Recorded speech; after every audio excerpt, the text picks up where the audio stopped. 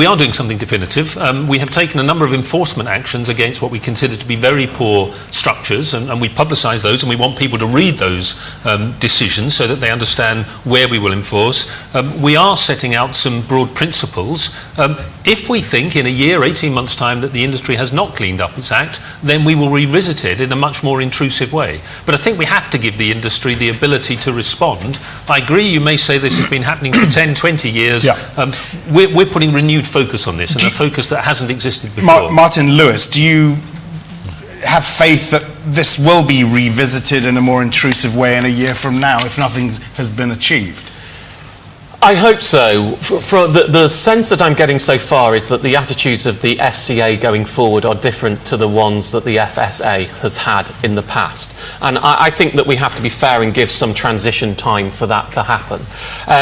The problem for me is when we talk about should the FCA have more power. I don't believe the FSA was lacking power to deal with these type of issues. I think it was just lacking the will to do so and the energy and resource to focus this way. We had this, light touch regulation going on, and it did pervade right across, even into consumer finance products. I mean, the important point is the man himself is sitting next to me, has just stood up and made this speech. He's put his head on the line. I'm standing next to him, and I reach mainstream. And we will go there. And I've heard you say it, and I believe you. But if you don't do it in 2 years' time, we will come after you. And of course we will. There is that. But it's very important. He's made that commitment. Yeah. And a personal commitment. He chose to do this, and he chose to invite me here to do so. I think that says something.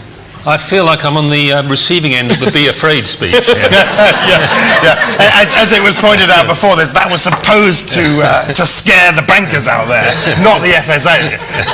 It's all, you know what? It's always good for us all to be incentivised the right way. Yeah.